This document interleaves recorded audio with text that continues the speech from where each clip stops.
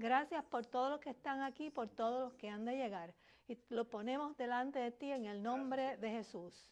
Amén. Amén. Bien. Pues la vez pasada nos quedamos, estábamos discutiendo en realidad el capítulo 23, 24 de Ezequiel. Y si recuerdan, ¿verdad? Estábamos hablando, sí, yo creo que sí. Ajá, ponle un poquito como, eso es un micrófono para que cuando hagan comentarios se pueda escuchar, porque las personas que están viendo el estudio me dicen que no me oyen a mí ni oyen a los participantes, los que están hablando. Entonces, no pueden escuchar el estudio bíblico. Vamos a intentar, porque este micrófono estaba allá atrás el miércoles pasado, pero no se oye. Así es que estamos haciendo un intento con esto. La vez pasada, si recuerdan, estábamos viendo el capítulo 24, pero el capítulo 24 hablaba sobre lo que iba a suceder en Jerusalén prontamente. ¿Recuerdan? Que ya iba a pasar en unos pocos días y era lo más que ellos temían, que Jerusalén fuera destruida, ¿verdad? Iba a ser quemada y el templo iba a ser destruido.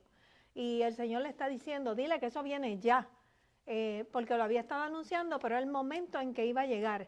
Y junto con eso, entonces, al final del capítulo 24, el Señor entonces le dice a Ezequiel,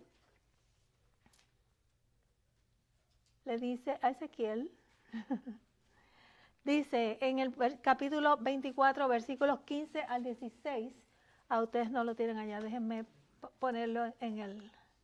Estamos entonces al final, queremos comenzar en la primera parte.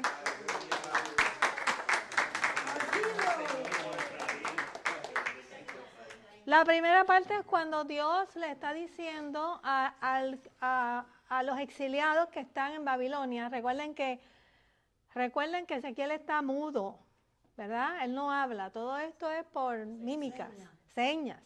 Y Ezequiel le está diciendo a los exiliados que Jerusalén va a ser quemada y que el templo va a ser destruido, que era lo que ellos no querían. Una vez termina eso, el Señor le está diciendo, cuando esas cosas pasen, es que tú hablas. ¿Recuerdan que les dije eso? Que viene un enviado desde Jerusalén hasta Babilonia para decir que ya eso ocurrió. Pero eso no ha pasado, está cerca de ocurrir. Así es que después que ocurre eso, entonces es que él habla sobre la muerte de su esposa, ¿verdad? Y aquí es que estamos en los versículos 15 y 16, donde dice, vino a mí palabra de Jehová diciendo, hijo de hombre, he aquí yo te quito de golpe el deleite de tus ojos. No endeches, ni llores, ni corran tus lágrimas. Eso está fuerte, ¿verdad? ¿Verdad que sí? Es de golpe, pero él no puede como llorar su esposa, ¿verdad? Ni lamentar lo que le está pasando. Así que esto hablamos de que luce como que Dios es un Dios, ¿verdad?, cruel. Pero en realidad dijimos que la esposa de Ezequiel probablemente ya estaba enferma. Y Dios utiliza este momento, ¿verdad?, para simbolizar algo con esta muerte, porque Él está tratando de simbolizar algo a través de la muerte de Ezequiel. Y dice, reprime el suspirar, no hagas luto de mortuorios. Y hablamos de que, recuerdan que cómo se llevan a cabo los funerales, cuál es la tradición, que hay lloronas y hay todas estas cosas, donde hay llanto duro y la gente grita y... más o menos como en el campo, ¿verdad? En nuestro país. Dice, ata tu turbante sobre ti y pon tus zapatos en tus pies y no te cubras con rebozo ni comas pan de enlutados. Tenía que afligirse interiormente él, ¿verdad? Pero no debía hacerlo exteriormente. No podía reflejar su dolor. Vámonos a lo próximo. Ezequiel 24, 18 al 21. Dice, hablé al pueblo por la mañana y a la tarde murió mi mujer.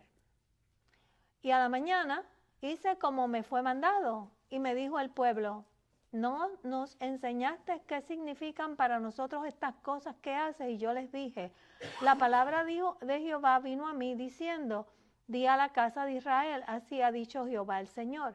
He aquí yo profano mi santuario, la gloria de vuestro poderío, el deseo de vuestros ojos y el deleite de vuestra alma.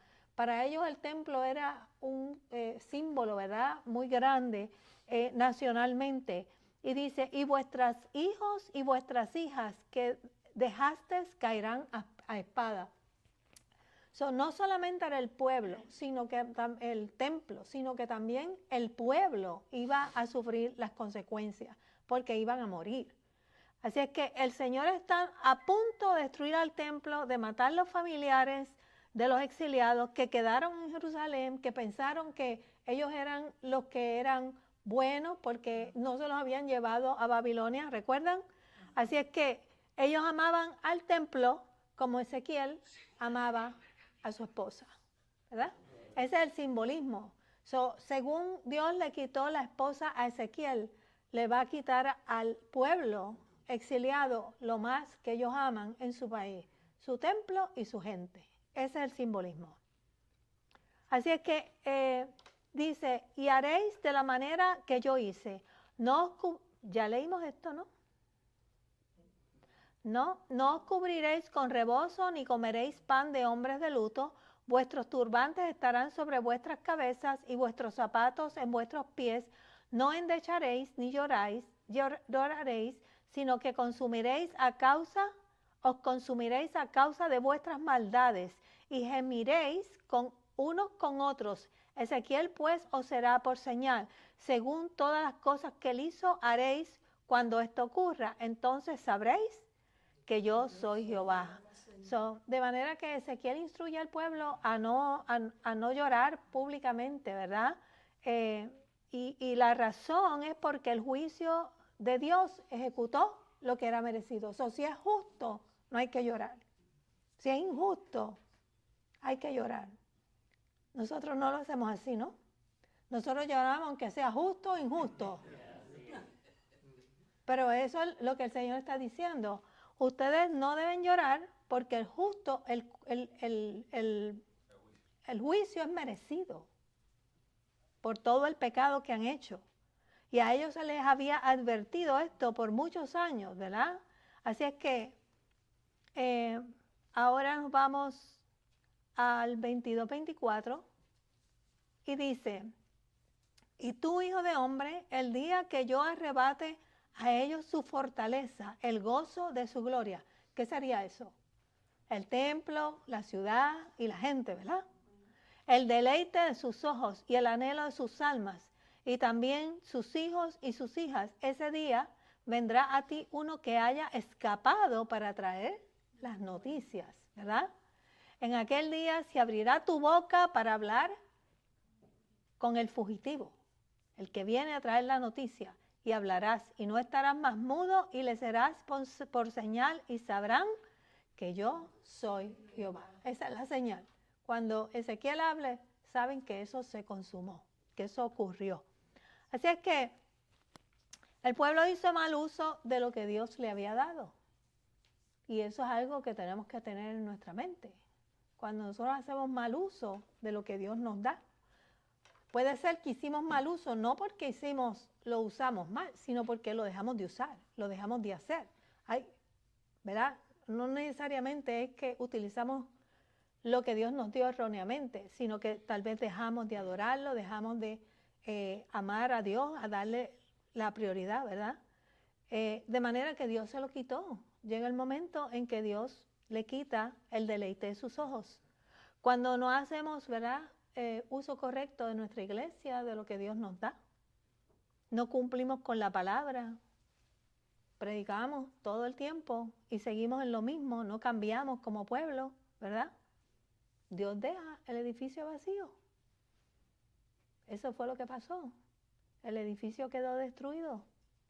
Y la cuestión es que a mí me llama la atención el tiempo que Dios nos da para que reflexionemos en nuestros caminos.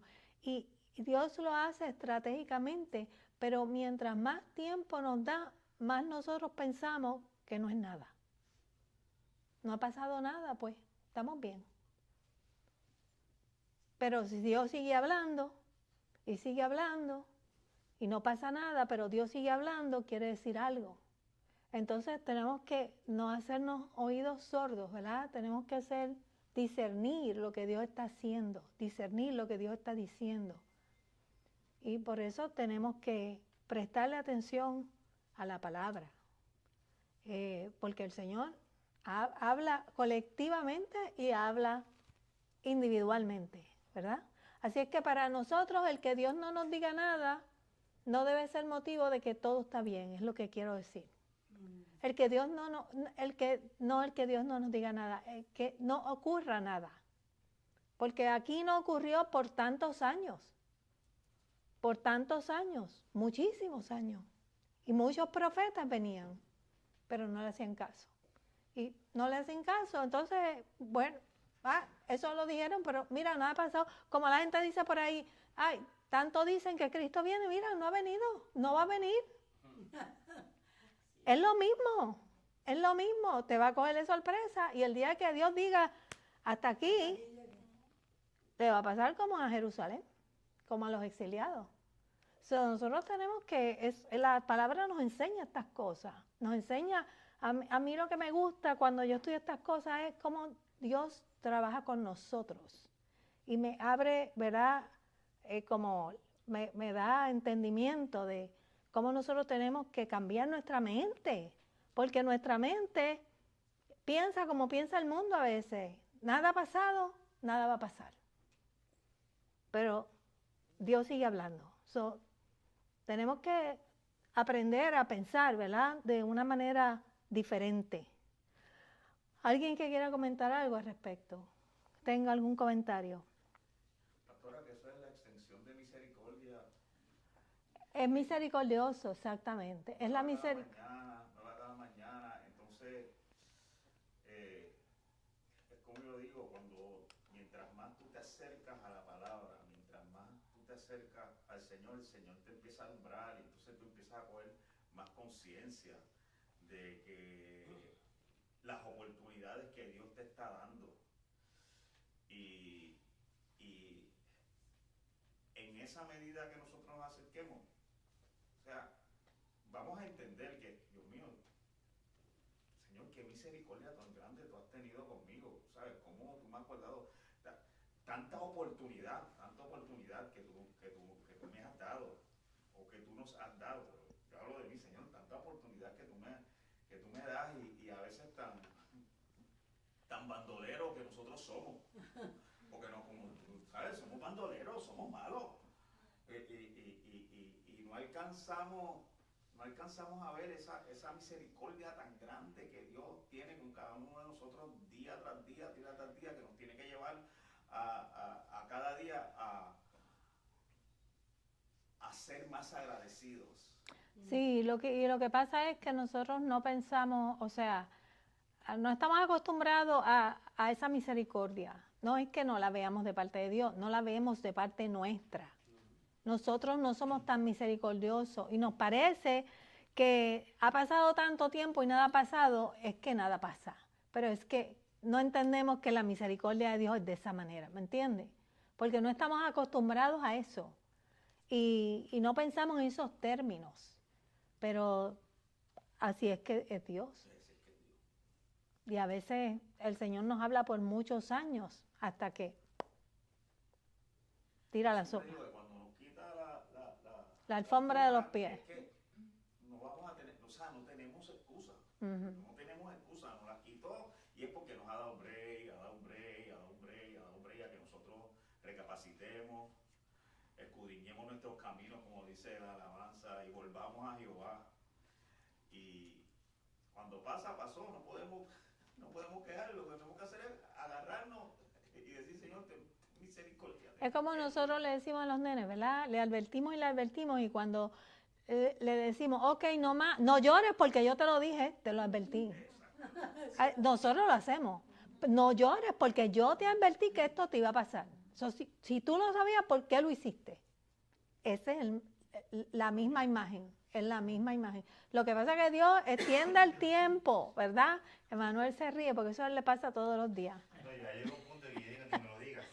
Ni me lo digas, ¿sabes? Porque ya lo habíamos discutido con los nenes. Así es, así es. Bien, y ahora entonces ya Dios, o sea, hemos pasado yo no sé cuántas semanas hablando del juicio, ¿verdad? De Jerusalén y peleando con los exiliados en Babilonia, pero ahora Ezequiel va a continuar juicio. Esto no es una división diferente, sencillamente Dios va a hablar sobre el juicio a las naciones, porque lo que pasa es que el juicio comienza ¿por qué? Por casa. Entonces ahora nos vamos a extender a las otras naciones, porque Dios es el Dios no de Jerusalén ni de Judá, Dios es el Dios del universo, ¿verdad? Y Dios usa a los justos y a los injustos. De manera que si Dios nos usa, entonces Dios también demanda de ellos, ¿verdad? Y vamos a comenzar en el capítulo 25, ¿verdad? Yo voy a hacer aquí una corta introducción. Dice que Ezequiel no hace diferencia, no la hace entre la profecía para Israel y la profecía para el pueblo gentil, para las naciones paganas, ¿verdad? Quiero decir que el libro de Ezequiel sí está cronológicamente organizado. Así es que el capítulo 25 es una continuación del 24. Aquí no hay ninguna división. Dios está, como diríamos, enjuiciando, ¿verdad? Y diciendo qué es lo que viene para cada nación. Lo que pasaba comenzó por la de él, por la que él llamó. Entonces vamos a ver que el mensaje de juicio continúa. Y porque todas estas naciones, Judá no trabajó aisladamente. Judá buscó ayuda en Egipto, buscó ayuda en Babilonia, y aquellos trabajaron con Judá y se burlaron de Judá, ¿verdad? Lo que pasa es que en un momento dado Jerusalén era pues muy prominente, tenía tantas cosas, Dios les dio tantas cosas que todo el mundo los envidiaba, ¿verdad? Lo que pasa es que ellos utilizaron lo que Dios les dio, ¿para qué? Mal, para su beneficio. Y como lo utilizaron mal, por eso tienen juicio ahora. Así es que todos ellos trabajaron coordinadamente, todos. Y eso es parte del juicio que tiene Jerusalén ahora. Porque Dios no los mandó a hacer trato con Egipto, ni los mandó a hacer trato con Babilonia, ni los mandó a hacer trato con nadie. Así es que, ¿cuál es la perspectiva de Dios? Que Él será fiel sobre lo que dijo a las naciones extranjeras. Porque esto está allá en el pacto abrahámico. ¿Qué es lo que dice? El que te bendiga será bendecido y el que te maldiga será maldecido, ¿verdad? Dios va a cumplir con lo que Él dijo y estamos hablando de Génesis allá. A Dios no se le olvida lo que Él promete. Así, ¿cómo es que el resto de las naciones se han relacionado con Israel? ¿Y cómo respondieron a Israel? Como ya dije, por el pacto abrahámico, ¿verdad? Y recordemos que Dios tiene un propósito para las otras naciones también, porque Dios los usa para ayudar a Babilonia o a Judá o a Jerusalén o para traer juicio. Dios usa a todo el mundo, ¿verdad? Y serían juzgados porque estos pueblos se regocijaron del mal que cayó sobre Israel. Y muchas de estas naciones, ¿verdad? Casi todas Dios utilizó a Babilonia, como utilizó a Babilonia con Jerusalén, utilizó Babilonia con casi todas ellas, ¿verdad? Así es que todas se relacionan con Israel y vamos a hablar de cada una de ellas. Aquí tenemos a Fenicia, que en realidad vamos a hablar ahí de Tiro y de Sidón. Vamos a hablar de los amonitas, de Moab, de Edom. Edom está aquí, Egipto y de los filisteos, que todos los conocemos, ¿verdad? Así es que estas naciones extranjeras habían abusado de Judá y se habían burlado de ellas. También serían juzgadas por su actitud y acciones malvadas hacia Judá. Y todas estas naciones responderían por sus pecados, no solamente no solamente Israel, sino que cada una de ellas iba a responder delante del Señor. ¿Quiénes son? ¿Quiénes son estas naciones? Voy a hablar de los amonitas y los moabitas. Estos son parientes consanguíneos de los judíos, ¿verdad? Porque los amonitas y los moabitas están en relación con Israel a través de Lot.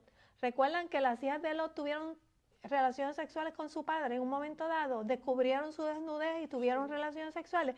Esos son estos, Amón y Moab.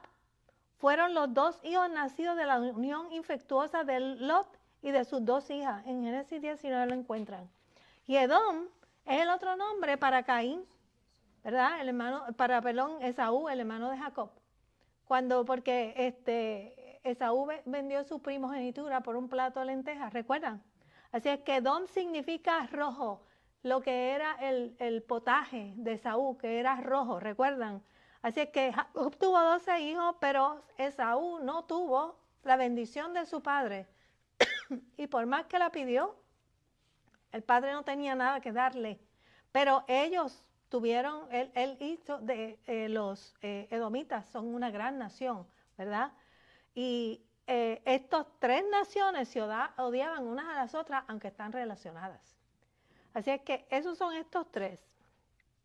Pero vamos a comenzar hablando de Amón. En esta hora estamos, y quiero decir que el versículo, el capítulo 25 tiene Amón, Moab y Edom.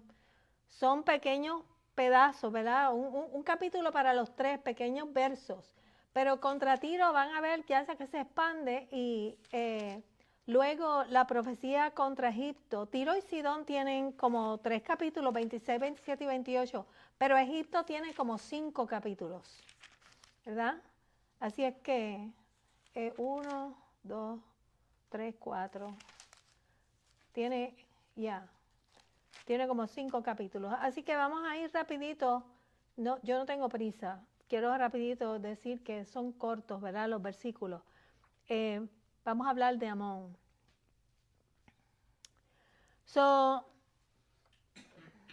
Vamos a ir al trasfondo, ¿verdad? Cuando Israel marchaba hacia la tierra prometida, recuerdan que se iban encontrando con cada una de estas naciones, ¿verdad? Y el Señor les decía, peleen contra esto, pero no peleen contra estos. Dios les ordenó que no atacaran a los amonitas, porque ya Dios le había dado esa tierra a ellos. En Deuteronomio 2:19, vamos a buscarlo. Deuteronomio 2:19. Ahí había pueblo, ¿verdad? Que estaba desde mucho antes establecido. Y dice 2:19. El 18 dice, el 17 dice, Jehová me habló diciendo, tú pasarás, el 2:17, Deuteronomio 2:17, dice, Jehová me habló diciendo, tú pasarás hoy el territorio de Moab, de Ar, y cuando te acerques a los hijos de Amón, no los molestes, ni contiendas con ellos, porque no te daré posesión de la tierra de los hijos de Amón, pues a los hijos de Lot la he dado por heredad. ¿Ok? Ya esa tierra está asignada de hacía mucho tiempo. Así es que el Señor le está diciendo, no, pero eran un pueblo feroz y tanto Saúl como David los habían derrotado en batalla. Recuerden que ellos están en pugna, aunque están relacionados, ¿verdad? Y Amón se unió a Moab para atacar a Judá, pero ambos fueron derrotados. Y lo vemos en Segunda de Crónicas, ¿verdad? Los amonitas se regocijaron por la destrucción de Jerusalén y del templo. Y lo vamos a ver. Y cuando Nehemías fue a Jerusalén para reconstruir las murallas, ustedes recuerdan, estos amonitas se unieron a Sanbalat para oponerse a que Nehemías, y eso, ellos detuvieron la obra por un tiempo. Esos son estos amonitas. Así es que el Señor anunció que entregaría a Amón en manos de los hombres del oriente, lo vamos a ver ahora cuando leamos un poquito, es decir, al ejército de Babilonia, los iba a entregar a Babilonia. Y en su marcha, Nabucodonosor se había detenido en en el camino, había como una confluencia, dice, de dos caminos, Y él no sabía hacia cuál irse y se fue a consultar a un adivino, ¿verdad? Y el adivino le dijo que cogiera hacia... uno conducía a Jerusalén y el otro a Rabá, que era la capital de Amón. Y allí se encargó el Señor de que marchara hacia Jerusalén, ¿verdad? Los amonitas se habían alegrado cuando vieron que Nabucodonosor se fue a Jerusalén, ¿verdad? Y que profanaron las ruinas y el templo. Pero ahora le había llegado su hora. Era hora de que ellos cumplieran. Ellos no fueron tocados en ese momento porque el juicio era para Jerusalén en aquel momento, pero en un momento dado le llegaría la hora a ellos y este es el juicio que vemos, ¿verdad? Vamos a leer esa porción donde nos habla en el capítulo 25 del 1 al 7, dice, vino a mí palabra de Jehová diciendo, ¿estamos todos ahí? ¿Lo tenemos? Capítulo 25, versículos del 1 al 7. Estamos hablando sobre las naciones vecinas, el juicio de las naciones vecinas. Dice, vino a mí palabra de Jehová diciendo, hijo de hombre, pon tu rostro hacia los hijos de Amón y profetiza contra ellos y dirás a los hijos de Amón, oíd palabra de Jehová el Señor, así dice Jehová el Señor, por cuanto dijiste, ea bien, cuando mi santuario era profanado y la tierra de Israel era asolada y llevada en cautiverio la casa de Judá, por tanto, he aquí yo te entrego por heredad a los orientales y pondrá en ti sus apriscos y plantarán en ti sus tiendas. Ellos comerán tus sementeras y beberán tu leche y pondré a Rabá, que es la capital, por habitación de camellos y a los hijos de Amón por majada de ovejas y sabréis que yo soy Jehová. Porque así ha dicho Jehová el Señor, por cuanto batiste tus manos y golpeaste con tu pie y te gozaste en el alma con todo tu menosprecio para la tierra de Israel. Por tanto, he aquí yo extenderé mi mano contra ti y te entregaré a las naciones para ser saqueada. Te cortaré de entre los pueblos y te destruiré de entre las tierras y te exterminaré y sabrás que yo soy Jehová. Si se dan cuenta, aquí hay un patrón. La primera es la acusación y luego es el juicio, ¿verdad? Primero está cuando él dice, por cuanto dijiste, ea bien, cuando mi santuario era profanado y la tierra de Israel era asolada y llevada en cautiverio la casa de Judá, por tanto, he aquí yo te entrego por heredad a los orientales, ¿verdad? El Señor primero le dice qué fue lo que hizo y después le dice qué es lo que le va a pasar. ¿Cuántos de nosotros decimos, ea bien? ¿Cuántos de nosotros celebramos? ¿Cuántos de nosotros batimos las manos y nos alegramos? Dice, golpeaste con tu pie y te gozaste. ¡Ay! Todas las veces, es el detalle de Dios, el detalle. Y yo a veces, ¿verdad? Me quedo como, ay Dios mío, hay que ser bien santo, ¿verdad? Porque son tantos los detalles que Dios pide de nosotros. Y a veces tenemos que tener cuidado. El Señor se fija en esas cosas. El Señor, yo digo, wow, que muchos detalles pasarán por la mente del Señor cuando nos esté juzgando. Porque mira lo que Él le está diciendo. No fue ni que lo hirió con espada, ni que... No, te alegraste. Te alegraste. ¿Ok? Así es que ese es el juicio contra Amón. Lo iba a entregar a Babilonia, ¿verdad? Por lo que hizo. ¿Algún comentario? Viene a mí el pensamiento cuando a veces usamos la expresión no me alegro, pero... Sí. Pero sí me alegro. Esa expresión es lo mismo. ¿Ya? Y eso, pues... Aunque sean nuestros enemigos. Aunque sea. No, tú sabes. Porque hoy te toca a ti, pero mañana me toca a mí. Esa alegría que me dio, me va a llevar a mí a juicio. Porque conocemos la palabra. Y si no te lleva, mejor es que pidas perdón. Porque tenemos que reprimir esas cosas. Es difícil porque nuestra condición de ser humano... Eso es que ocurre automáticamente en uno a veces. Ocurre automáticamente. Somos pecadores, pero por eso digo, uno reacciona y uno dice, ay Dios mío, perdóname. ¿Entiendes? Uno decir, y en el tiempo uno aprende a no hacerlo.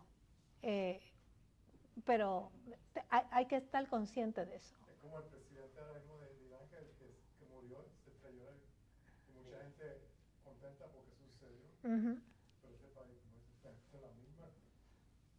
Ya. También. Uh-huh. Emanuel. Yo hablaba con Lismar el otro día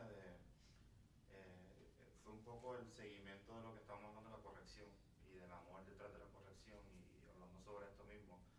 Y yo pensaba sobre, a mí se me hace tan, obviamente por nuestra mente tan finita, de cómo Dios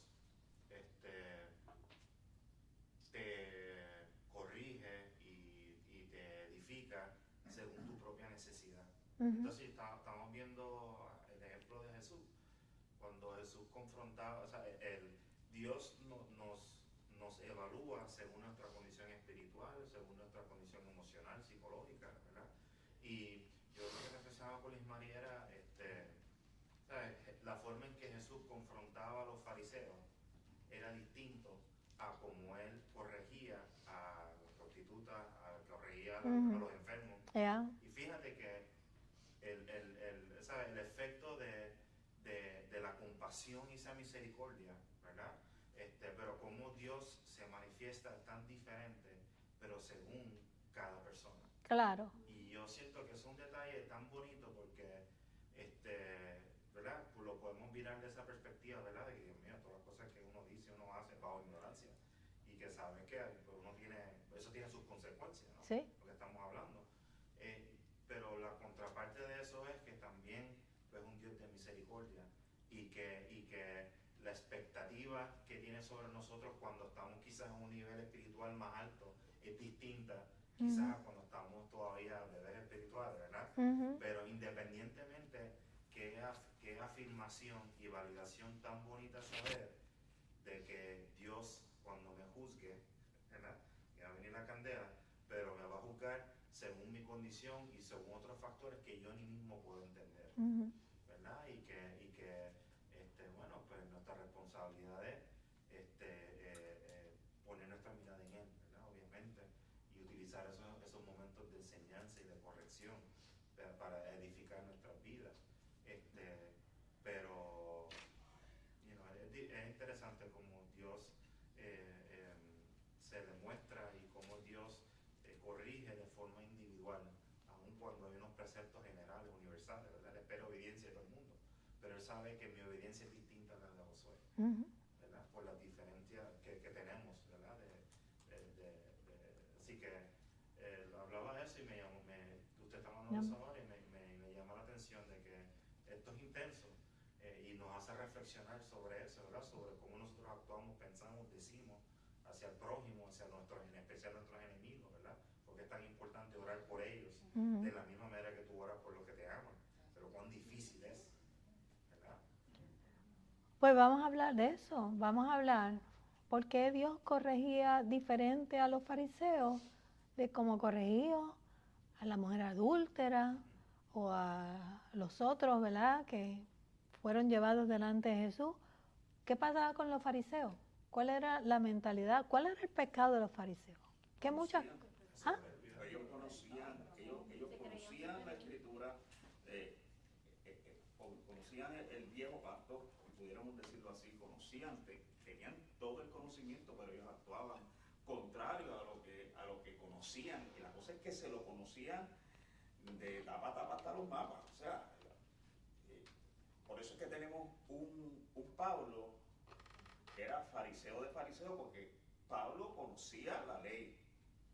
Y cuando él choca con Jesús, que viene una transformación de su entendimiento, yo creo que le trajo luz a lo que él conocía. O sea, fue con un velo que se le fue.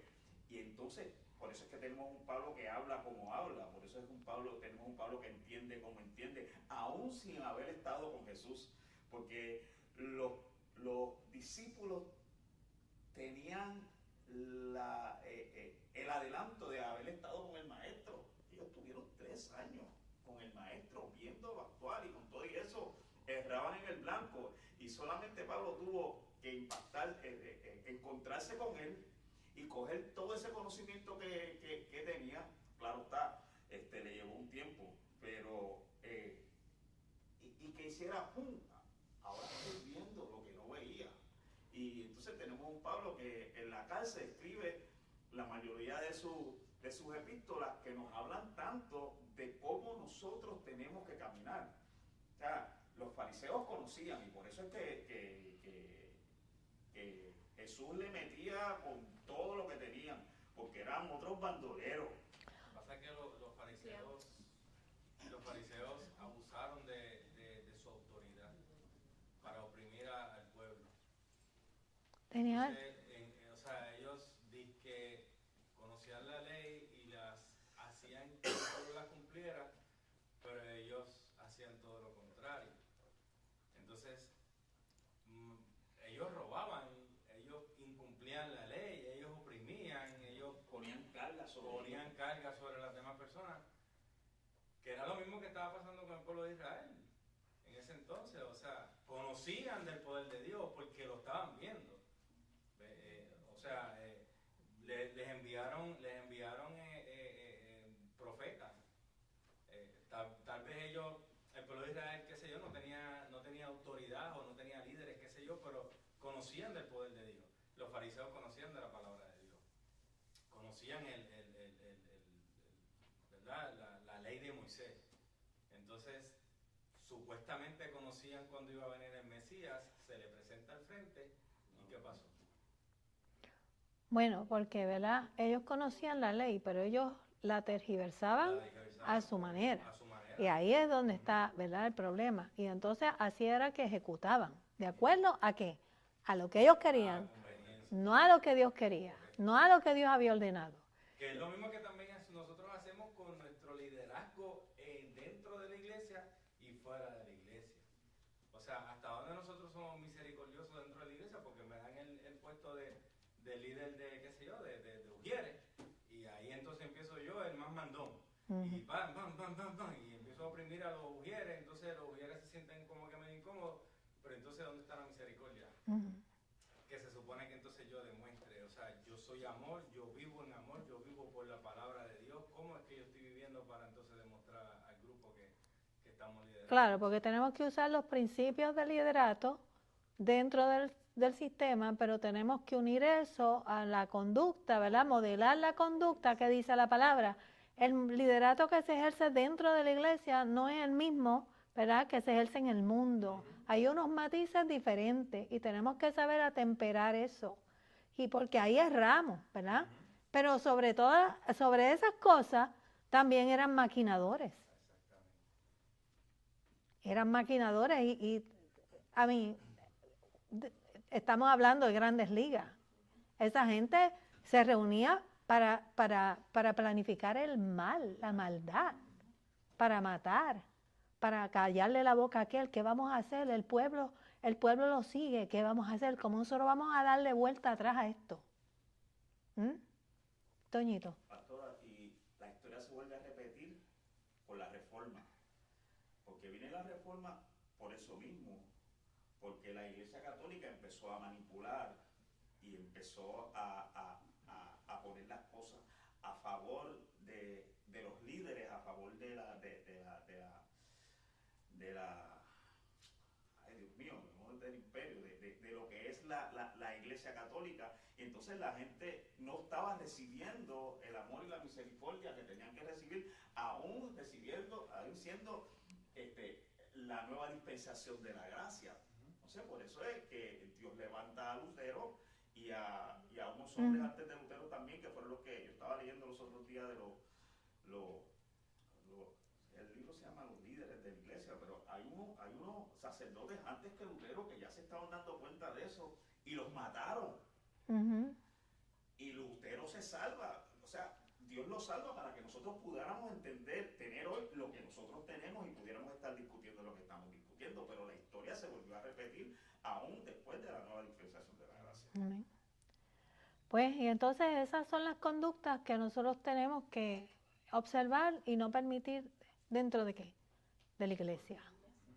Nosotros somos los líderes y somos responsables de no permitir que eso ocurra aquí. Porque ¿sabes qué? Dios nos va a pedir cuenta.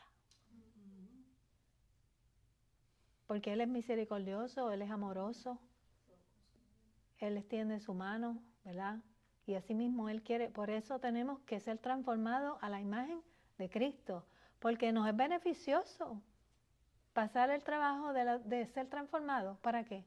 Para que luego no seamos enjuiciados por hacer lo que no debimos hacer. Yo prefiero pasar el trabajo de tener un corazón transformado a tener que pagar cuentas porque hice algo que no debía haber hecho, porque yo sabía que no lo debía hacer, pero nunca transformé mi corazón y decidí continuar actuando en pecado. ¿Alguien más? Yo creo que ese es o sea, por eso Jesús le llamaba a los fariseos hipócritas, porque utilizaban la ley de Dios. Para beneficio de ellos. Para beneficio propio, pero en esencia era para suplir unas necesidades humanas. Exacto. Unas condiciones humanas. Y evidentemente, pues obviamente ahí que está el efecto terrible que eso tenía y en el pueblo, la opresión y las diferentes corrientes que habían, los escribanos, o sea, las diferentes versiones de cómo cada grupo creaba su interpretación y cómo eso todavía se ha afectado en la iglesia hoy día. O sea, todavía hay influencia. Sí, porque ellos todavía ellos peleaban unos con otros, unos creían en la resurrección, otros no. Habían diferencias entre cada grupo. Pero ciertamente, ¿verdad? Tenemos mucho que aprender de ese liderato. Pasamos a la próxima. El Señor anunció, ¿verdad?, que entregaría a Amón. ¿Leímos a Amón? ¿Leímos ese? Es que vamos a Moab. Ok. Ok, los moabitas eran un pueblo bien orgulloso, ¿verdad? Y Moab estaba situada en las montañas. Recuerdan que ellos adoraban dioses falsos en los lugares altos. La Biblia habla de los lugares altos. Allá se iban los israelitas con los moabitas, ¿verdad? Adorar dioses falsos en las montañas, con el mar muerto al oeste. Y Dios le dijo que Él traería invasores a través de sus fronteras, lo vamos a leer ya mismo, y lo hizo. Fueron los asirios. Dios trajo a los asirios para que invadieran y destruyeron a Moab. Y ya, verá, Moab ya no es ni recordado. Lo leemos aquí, pero no es recordado entre las naciones. En el mapa, Moab está aquí, ¿verdad? ¿Lo ven aquí? Vamos así. Vamos así. Este lo vamos a dejar para el final porque es el último. Vamos a ir así. Bien. Entonces, vamos a leer del 8 al 11 para ver lo que dice.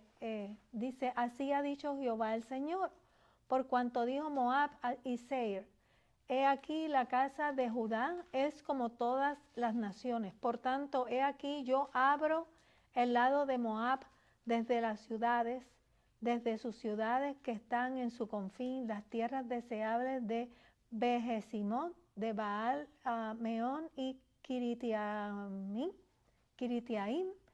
a los hijos del oriente contra los hijos de Amón, y la entregaré por heredad, para que no haya más memoria de los hijos de Amón entre las naciones. También en Moab haré juicios y sabrán que yo soy Jehová.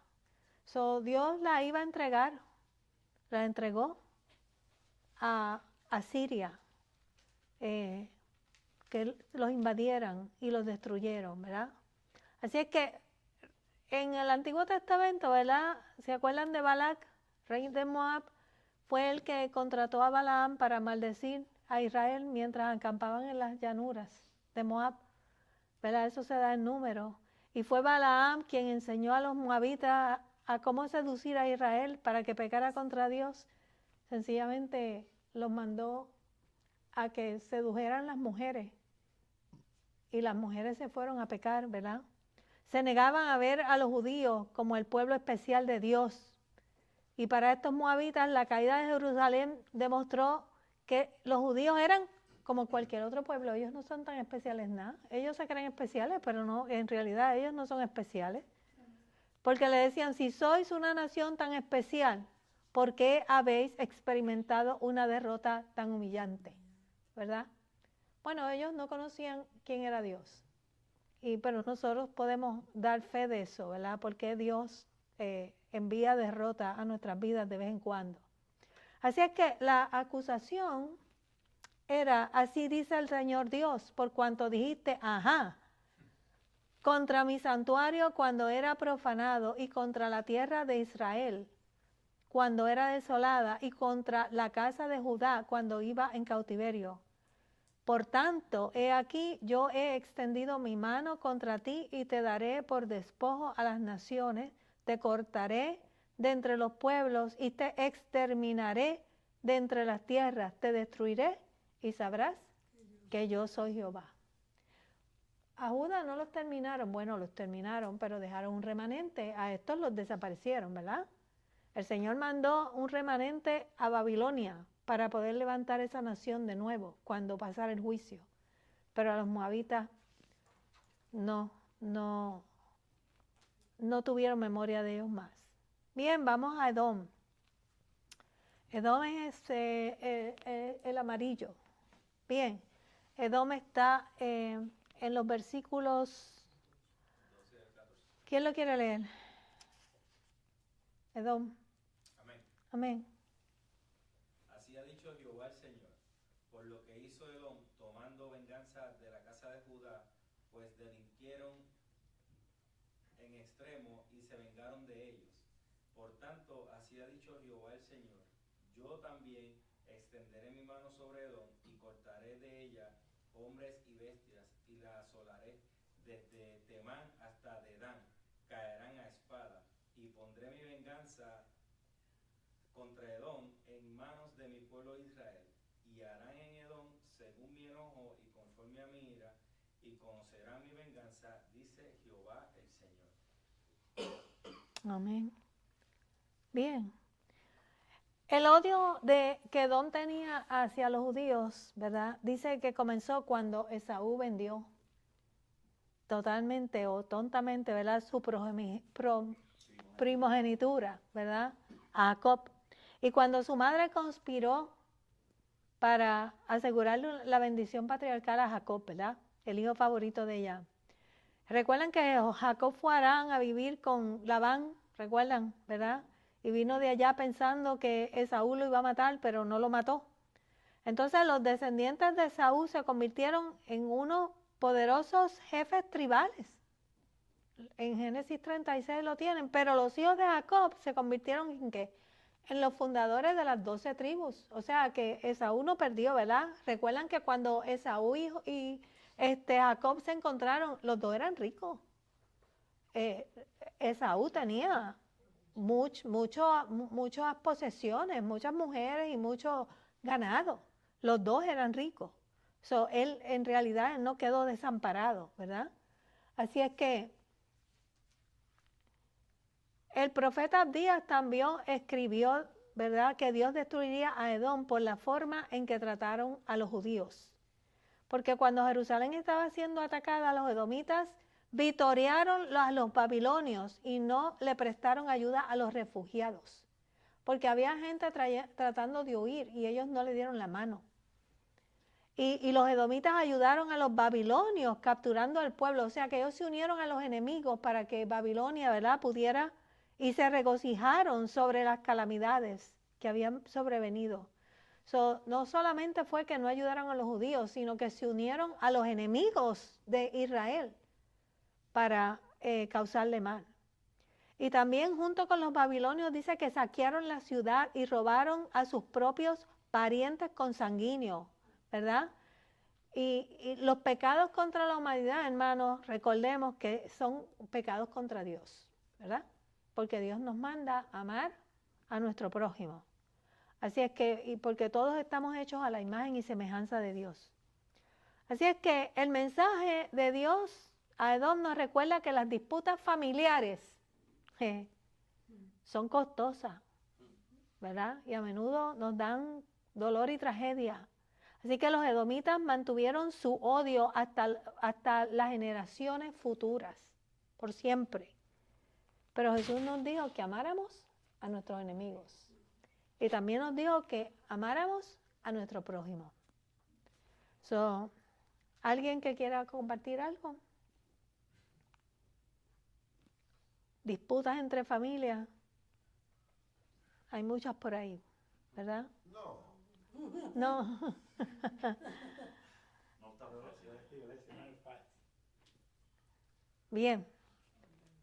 Eso es bien interesante porque uno se pone a leer eso que está diciendo ahí y lo que, como Jehová va diciendo, tú te metiste con esta gente, ahora vas a saber que yo soy Dios. Tú te metiste con mi pueblo, vas a saber que yo soy Dios. Y lo sigue diciendo, y toda esa gente todavía tiene bochinche con Israel. Entonces todavía todavía sale gente, o sea, es como si tuvieran la conciencia cauterizada, porque si tú lees eso y tú sabes que el Señor tuvo juicio contra ellos y que ese es el pueblo de Él, ¿cómo tú vas a salir para hablar en contra del pueblo de Él? Creas tú que estés bien o mal, mira, déjalo tranquilo y no te metas ahí, pero toda esa gente con todo ese bochinche y todas esas cosas malas que le hicieron a ese pueblo todavía siguen teniendo la misma cosa con el pueblo, es como si no... Yo creo que ellos piensan que ese Dios de los israelitas ya no existe. O sea, que nunca existió para ellos, pero que en realidad no existe. Porque los israelitas han pasado tanto, ¿verdad? Y tanto tiempo y todavía sí existen, pero han pasado tanto dolor y tantos tropiezos, ¿no? Los han intentado extinguir y no han podido. Es como que uno se pone a ver la historia de ese pueblo con la lógica. Vamos a olvidarnos, no es que nos olvidemos de Dios, pero si echamos a Dios a un lado, tú sabes que hay una intervención divina. Porque es humanamente imposible que pueblos mucho más poderosos que el pueblo de Israel han dejado de existir. Y eso son una cosita así. Y ellos todavía siguen existiendo y todavía siguen, yo no quiero decir dando doble cabeza, pero siguen dando la batalla. Y es como que... No se rinden. No te crea intriga, por lo menos intriga, o sea, porque una persona que tenga dos dedos de frente le tiene que intrigar, o sea, algo tiene que estar pasando ahí, porque eso no es normal. Lo que pasa es que ellos lo ven del otro punto de vista. Tu Dios te dejó solo. Sí, ellos piensan que tú sobrevives porque estás protegido todavía, o sea, lo ven a todo lo contrario. Yo me acuerdo de Nanette llegó y yo me eché a reír porque ella dice que me van a las 4 de la mañana comienza un cántico y ella hizo un ruido grandísimo, pero ella lo canta como ellos lo cantan. Yo te lo aprendiste porque ella dice en un momento dado, y eso es a las 4 de la mañana y no sé si a las 3 de la tarde, y se levanta todo el mundo, eso es una alarma en el hotel. Y entonces todo el mundo se tiene que levantar, las luces prenden, el día comenzó, ¿tú me entiendes? Y ella dice que en un momento dado lo oyen tanto que dicen que ellas pensaban que había como una presencia demoníaca, porque ellos en un momento pensaron que ellos no saben que están adorando demonios, dioses falsos. ¿En qué país es ese para hoy? No, ellos estaban en ese momento, están en Turquía. En Turquía.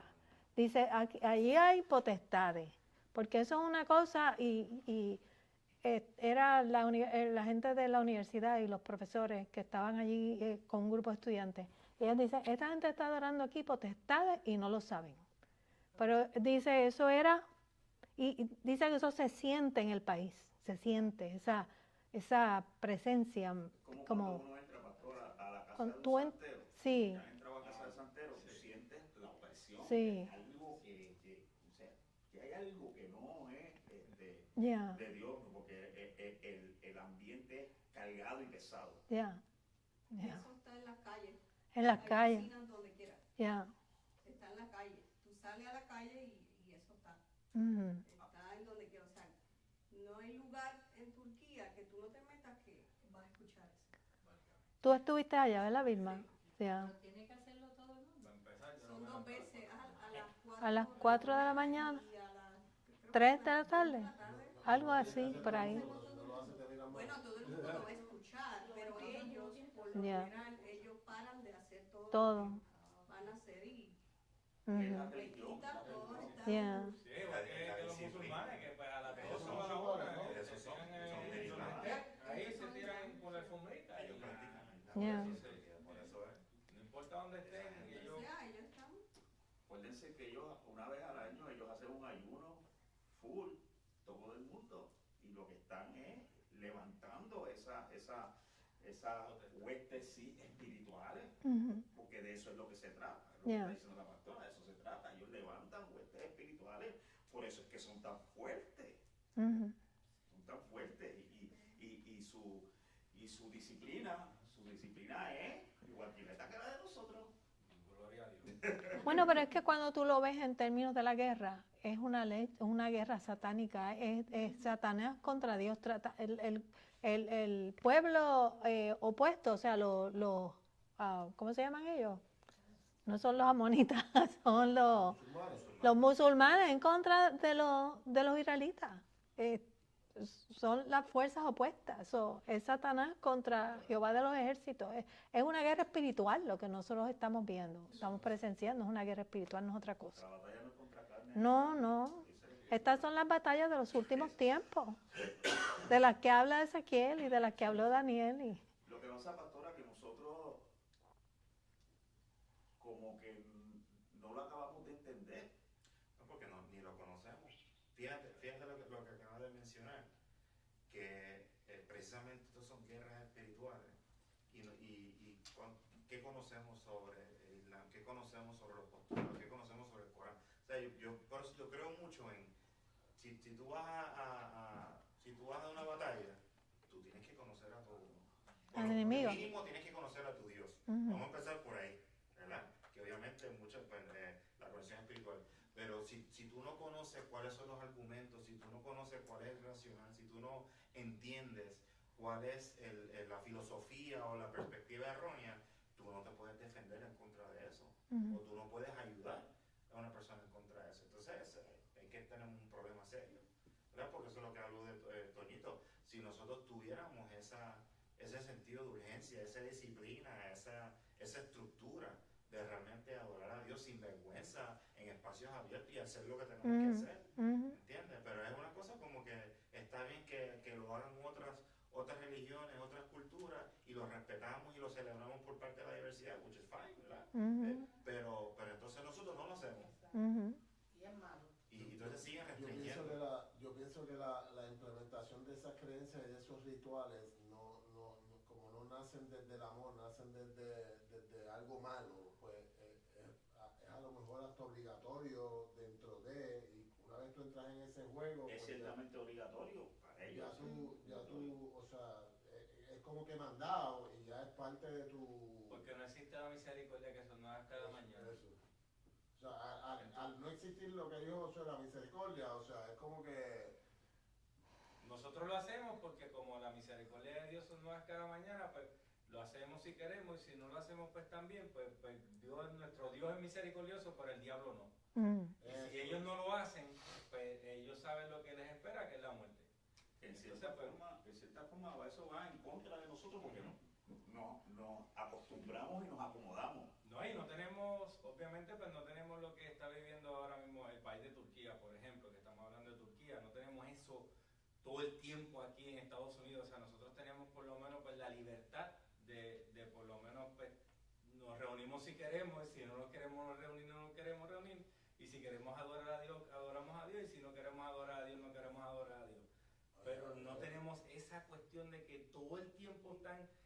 gente ¿verdad? Sirviéndole al diablo y nosotros, pues no. O sea, nosotros adoramos a Dios, pues si lo queremos adorar, lo adoramos, y si no, no. Pero hasta que llegue esa persecución a la iglesia, pues entonces no lo vamos a experimentar nunca, de que ya sí necesitamos obligarnos de verdad a someter la carne al espíritu. Sí, yo me pregunto eso, porque la gente viene a la iglesia cuando tiene problemas, ¿verdad? Digo, no hablo de todo el mundo, pero hay gente que funciona bajo esas bases. Cuando llegue la persecución aquí, ¿cómo se van a poner las iglesias? ¿Cómo se van a poner las iglesias? Bueno, si va a la iglesia, porque según va la cosa, eventualmente nos van a cerrar y vamos a tener que estar como la iglesia Pues, en la catacumba, escondidos. Pues tú sabes que nosotros somos expertos en eso, así que no te apures. No te apures, nos vamos a tener que ir de una casa a otra para que no nos sepan cuál es el target. No, tenemos que turnar para que no sepan. Lo que pasa es que nosotros también hay lugares donde vivimos así, porque hay lugares ahora mismo donde se está llevando la palabra, que se reúnen a escondido. Y lo que pasa es que hay el ejercitar la fe es tu estilo de vida, porque sabes que están acechándote todo el tiempo. O sea, a lo mejor cuando venga la persecución nos metemos más con el Señor. O sea, Bueno, cuando venga la persecución está en otro sitio. Cuando venga la persecución Aquí. porque viene. Eso no nos despista. Uno piensa que en China o en Oriente, pero eso está pasando en Nicaragua ahora mismo. Eso pasó Está cerquita. y yo el otro día yo leía leí información sobre el Papa, el Papa Francisco, y leía sobre su historia y me llamó mucho la atención porque sé que él es argentino. Y yo no sabía esto, pero en Argentina un momento dado hubo un momento se levantó un dictador y estaba obviamente en las iglesias, por lo general como se predica de justicia, pues obviamente estos dictadores pues quieren oprimir y cierran las iglesias y persiguen. Entonces hubo una ola de asesinando a los sacerdotes, a los pastores, a líderes creyentes, lo que estamos hablando de la batalla. A mí me llama mucho la atención porque nosotros lo hablamos así abiertamente, como que sí, yo tengo una fe fuerte y el día que yo me encuentre en esa situación, yo no voy a renunciar al nombre de Dios, yo no voy a ser como Pedro, ¿verdad? Pero ¿verdad? Me llamó tanto la atención cuando tú estás en esa situación donde la opresión está en tu casa, donde la opresión, donde tus seres, las personas que están a tu alrededor están muriendo, los están capturando, entonces, yo siempre lo veo la perspectiva de que siempre se nos hace tan fácil juzgar, ¿verdad? Por decirlo de esa manera, cuando leemos estos textos bíblicos y al pueblo de Israel, a todos estos pueblos, y yo digo, bueno, yo lo veo con mi madre y decía, yo en esa situación donde te están amenazando a matar a tu hijo, a tu hija, te van a secuestrar porque quieren que tú pongas en tu casa la figura de esta persona y que sea considerado como un Dios en tu hogar, o que reniegues de tu fe. Y yo digo, ¿qué yo hago en esa situación? Yo voy a permitir que maten a mi familia, ¿sabes? Entonces, a mí, por eso yo siempre cuando escucho estas conversaciones de la opresión, y tú sabes, y se nos hace bien fácil desde la comodidad. todo el mundo es macho hasta que se enfrenta con los... Claro, porque hasta ahora aquí pues no han cogido como hacen en Corea del Norte o en China, que cogen a los cristianos y los muestran en un camión desnudo, torturándolos por profesar la fe. Entonces ellos les dicen que tienen que negar la fe, pero ellos dicen que no, pues entonces los torturan y los pasan así. Aquí, por lo menos en Estados Unidos, que yo sepa, no ha habido eso. Ahora, el día en que eso ocurra, ¿hallará fe Jesucristo en la tierra cuando venga? Pero Josué, en Estados Unidos, pero Josué, si ya Vilma recibió... Bueno, sí, exacto. Un solito, eso es lo que viene. Sí. ¿Qué recibió? Pero yo pienso que a lo mejor nosotros estamos pensando que es algo... Oh, ¿Qué ibas a decir? Eso fue lo del lunes pasado, que la estaban obligando El lunes pasado. a cooperar con a la cooperacha. ¿Cómo es la cooperacha? De una Una pareja. Una pareja Pues eso es lo que vi, que nosotros vemos la opresión como algo físico, ¿verdad? Como un ataque físico, pero la opresión ya está en el sistema Es que ni lo educativo. fácil lo hacemos. Claro. Ni lo fácil lo hacemos, esa es la verdad, porque pararse y hablar del Señor ahora mismo, que tenemos libertad y que no nos están metiendo barronazos en la cabeza, es bien fácil y eso no lo hacemos. Hablarle al vecino del Señor es bien fácil, no te van a matar, tampoco lo hacemos. Lo fácil no lo hacemos, menos vamos a hacer lo difícil, o sea, yo digo menos vamos a hacer, claro, porque uno nunca sabe cómo uno va a reaccionar a una situación hasta que estés en ella. Es bien fácil, como tú dices, de lo cómodo. Yo no dejo que yo no voy a renegar a Jesucristo hasta que te Pero fíjate cómo el condicionamiento humano de cómo estos sistemas de opresión o estos sistemas de gobierno, como tácitamente o de forma indirecta lo hacen. Porque fíjate que ahora el discurso es, tienes que tener cuidado que tu fe no ofenda a las personas que a tu alrededor. Y fíjate que viene de una perspectiva interesante porque por una parte uno reconoce las diferencias, ¿no? Así que tiene como una lógica, tiene un racional. Pero siguiendo esa misma línea de pensamiento, como a veces uno se cohíbe de decirle a una persona, Dios te bendiga, o permíteme orar por ti, o tú sabes, o simplemente acercarte y hablar de Dios. Pero la indoctrinación de nuestro modo ha sido tan intenso que a veces hasta uno le genera culpa y uno dice, ¿sabes qué? Mejor no digo nada para evitar un conflicto. Y fíjate que no lo está creando nadie, lo estás creando tú mismo. ¿Entiendes? No me está obligando a nadie, tú mismo te estás condicionando a negar tu fe de forma indirecta. Sabiamente el gobierno ha implementado esa mentalidad y nos ha hecho un brainwash. Porque ahora mismo, pues que mi fe no ofenda a nadie, pero entonces veo una pareja homosexual agarrado de mano, y entonces yo tengo mi hijo de 3, 4 años, ve eso, 5 años, 7 años, y ve eso, y entonces eso no es normal. Entonces, pues, ¿cómo yo puedo combatir entonces eso? Porque es un ataque directo, por eso que yo dije que ni en lo fácil, porque ahora mismo, mientras más personas se opongan y se resistan a eso, más cambio vamos a generar en la manera de pensar de las personas, pero lo que hacemos es echarnos para atrás. Es echarnos para atrás. O sea, yo no puedo, o sea, como en la escuela donde usted estaba, o sea, yo no puedo orar por la mañana porque eso ofende a los demás, pero puede venir un musulmán a arrodillarse a las 2 de la tarde a pedirle, pero ¿qué pasa? Y le tienes que dar el espacio. Entonces no peleamos contra eso porque nosotros somos gente de paz. Yo no sé hasta cuándo no hay que meterle un bibliazo, o sea, porque la realidad es que tenemos que, o sea, yo lo digo así cómico, pero la realidad es que tenemos que defender en lo que nosotros creemos, porque en el momento que uno diga yo nunca voy a renegar mi fe, ahí estamos peleando también. Lo que pasa es que estás ahí full espiritual, o sea, y si me vas a matar el hijo, yo me encomiendo al Señor y sigo para adelante, pero es lo mismo, es tomar la postura en lo que nosotros creemos. Eso es lo que nos tiene destruidos, en verdad. Cada vez echamos para atrás, y echamos para atrás, y echamos para atrás, y te dejamos aquí, y te dejamos allá. O sea, ahora mismo, o sea... El otro día en mi trabajo nos mandaron un email que decía que todos teníamos que coger esta educación continua para tratar con respeto a las personas LGBTQ, para ir para abajo. Yo no me extrañé, yo no voy a coger. Yo trato a todo el mundo con respeto. Exactamente. No porque tengan esa orientación, yo los tengo que tratar diferente. Yo trato a todo el mundo con respeto. Que vengan las consecuencias. Hasta ahora no me han votado, así que...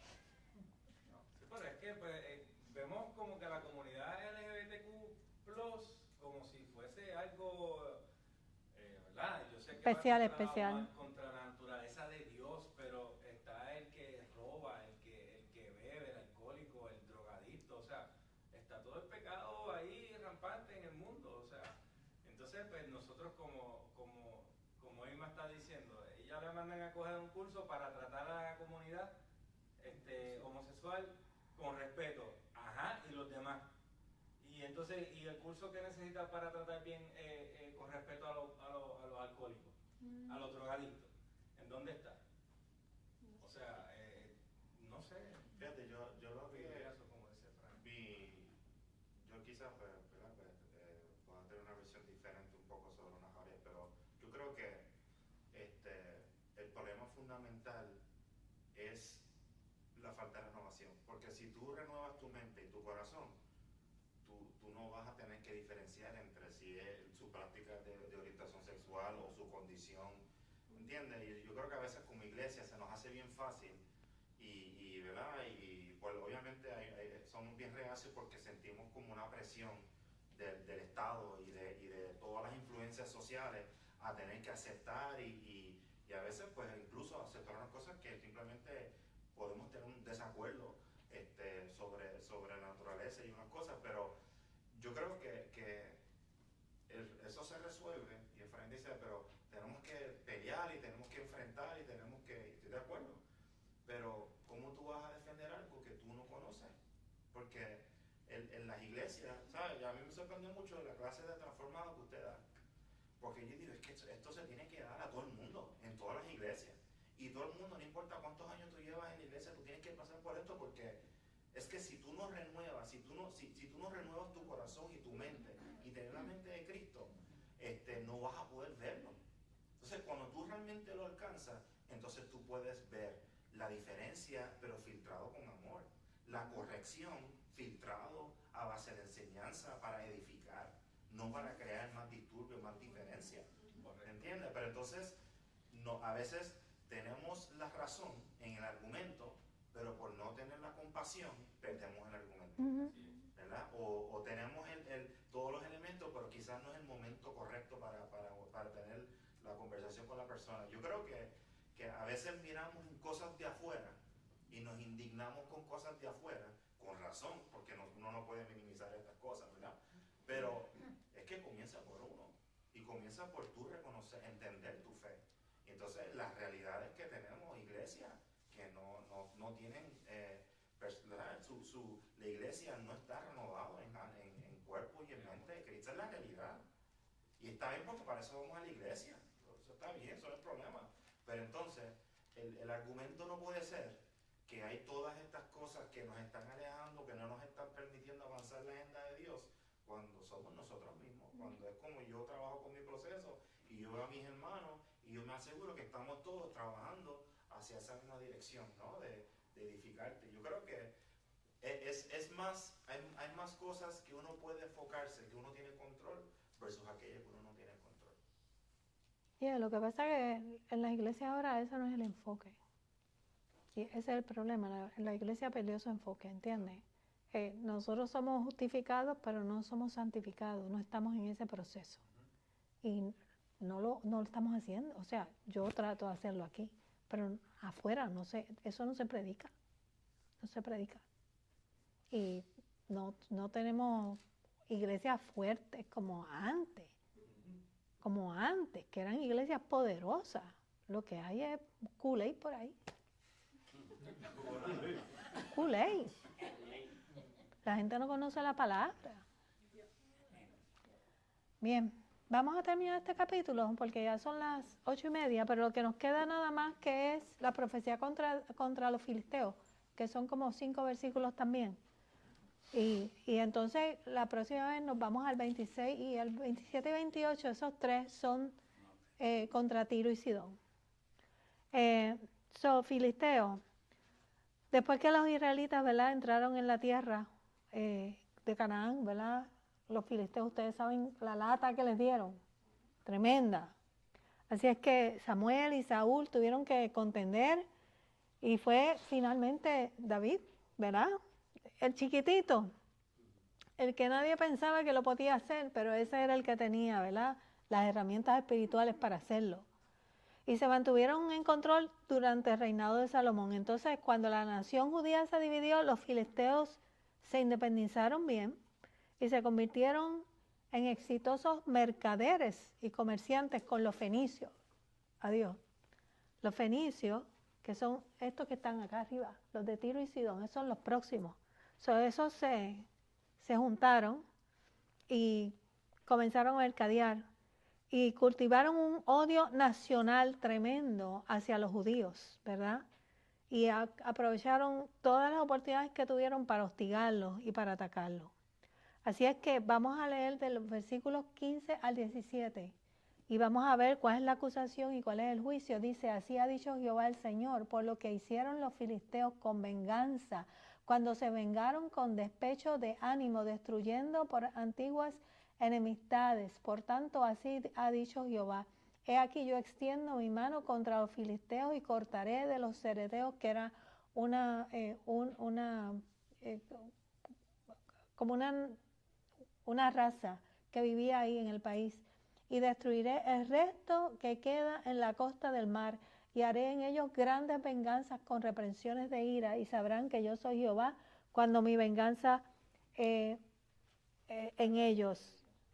Esa es la acusación, ¿verdad? El desprecio y lo vengativos que eran y el odio que le tenían a los filisteos perdón, a los israelitas. Así es que fuimos contra Amón, fuimos contra Moab, contra Edom y contra los filisteos. Entonces, finalmente nos queda Fenicia, que es Tiro y Sidón, unas ciudades, ¿verdad? Y nos queda Egipto. Pero aquí hay sin número de capítulos.